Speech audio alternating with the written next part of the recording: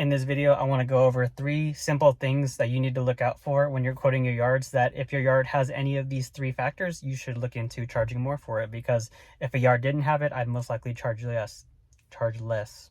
But if they have it, we're going to charge more. So let's get into it right now, starting with number 1. Number 1 is yards that have a little grass island on the curb, aka you have the main yard and then you have a little strip of grass that goes near the street parallel to it.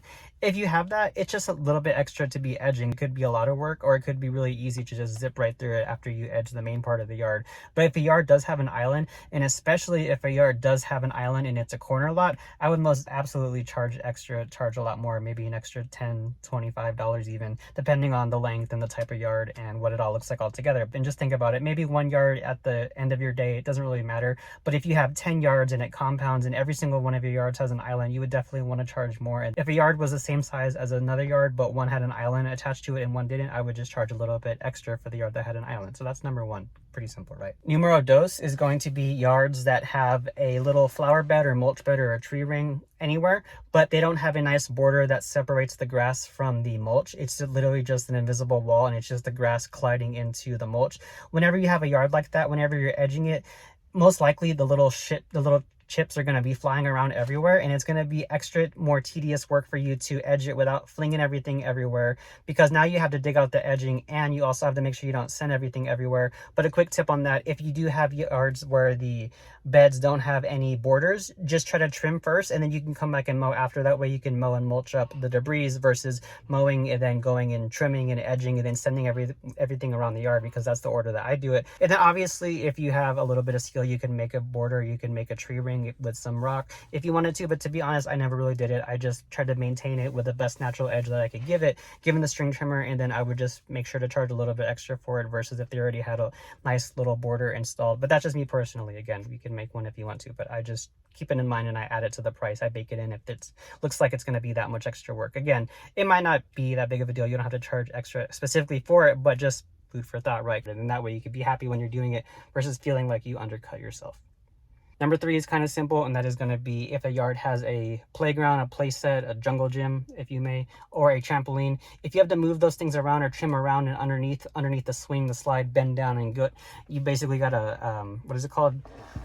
Limbo through everything, then you have to charge extra for that because it's more tedious versus if the yard were just a flat yard with nothing in the middle of it, you could just slice and dice through it easily. But if you got to get in there in the middle of a hot summer's day over and over, back to back, week after week, and you got to trim around upside down these little playground sets, you got to move the trampoline around and get underneath it and put it back, then you should just charge extra for that. And don't be afraid to, because again, if the yard's empty, it gets this price. If it has these extra factors, the trampoline, the playground, it gets to also make the price higher. And another pro tip too, I remember watching a YouTube video where a lawn care business owner said he doesn't move trampolines at all because I think he had an experience where he moved it and then a kid got hurt after they were jumping on it after that day that he worked there. Then obviously he's to blame because he touched it last. So you could say that I'm not going to move it, I'll just trim underneath it. But for me, I have only 2 yards with trampolines, and then I just move it. I make sure to put it back together, but that's just food for thought. You don't have to do what I do, but that's just honestly what I do.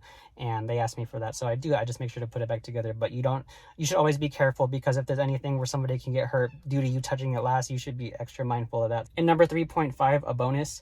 This isn't necessarily you should charge extra when you see it, but you should just be mindful of it with this tip, so that way you could upsell a service and also get better at a new skill, which is whenever you pull up to a yard, and say if it's a really simple, easy yard, but they have 2 trees or a tree in the middle of the front yard or the backyard or both, and the canopy, aka the branches towards the bottom of the tree, are super low to the ground to where you would have to bend down and you'd have to like reach around. If you ever had a yard like that, you have to kind of move around because the branches are so low that you have to get up and underneath it. You should not charge extra for that, but you should give a fair mowing quote for the price, and then from there you should upsell them on raising the canopies for the trees, so that not only the tree could look better, you could have an easier way to mow it, it can have more sunlight, and the grass could be growing better, because if it's really low and it's a lot of shade, then it can make the grass die off.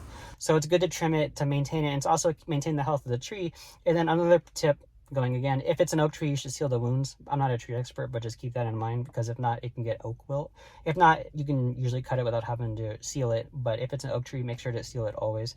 So you can upsell, and then you can charge an extra $50, $75 for hauling, and boom, you just upsold your $60 mow to another $200 service to go take it, to cut it and to haul it away, depending on how much your dump fee costs, right? But that's number 3.5, a bonus. If you see a yard that's pretty, but the trees are pretty low to the ground, you can price it normally, but upsell a tree raising canopy service to it, so that way you just do a little cutting, make it prettier, make it easier for you, you get more money, you get better at this new skill, and then you know how to watch out for it in the future. So that was these 3.5 tips on what to look out for when you're quoting yards that you should maybe charge a little bit more if you have them per se. I hope it helped you out. If you had a good time watching this video and you want some more help, makemoneymowing.com is my mentoring program. I'd be happy to get your business launched in full time to this 2023 year. And that's it. We out here. Gang, gang, gang. I did a neck workout earlier. I think my pump is gone though, because I've been trying to refilm this for like 20 minutes. Peace.